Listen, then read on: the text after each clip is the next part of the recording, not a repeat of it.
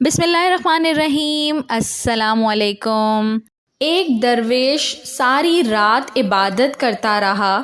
صبح ہوئی تو اس نے دعا کے لیے ہاتھ اٹھائے اور اپنی حاجات اپنے رب سے بیان کرنے لگا، لیکن غیب سے آواز آئی کہ تیری دعا قبول نہ ہوگی۔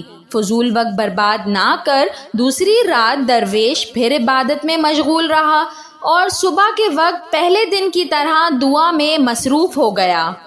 اس کے ایک مرید کو یہ بات معلوم ہو گئی تھی کہ غیب نے میرے مرشد کی دعاؤں کے رد کیے جانے کی خبر سنا دی ہے۔ وہ درویش کو دعا میں مصروف دیکھ کر بولا، جب آپ کو معلوم ہو چکا ہے کہ دعا قبول نہ ہوگی تو کیوں مشقت اٹھاتے ہیں؟ درویش نے مرید کی بات سنی تو آنکھوں سے اشک رواں ہو گئے۔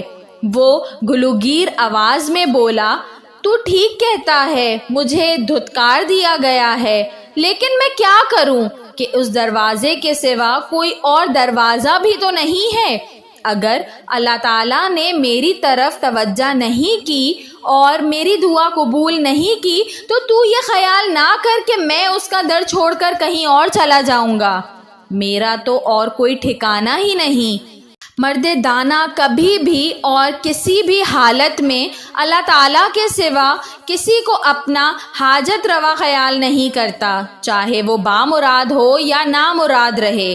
اس کی پیشانی صرف اور صرف مالک حقیقی کی چوکھٹ پر ہی سجدہ ریز رہتی ہے۔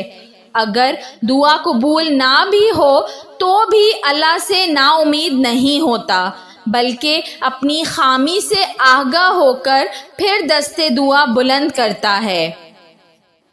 ویڈیو پسند آئی ہو تو اس کو ضرور لائک کریے گا، اور ایسی مزید اچھی ویڈیوز دیکھنے کے لیے میرے چینل اردو کہانی گھر کو سبسکرائب کر لیجئے۔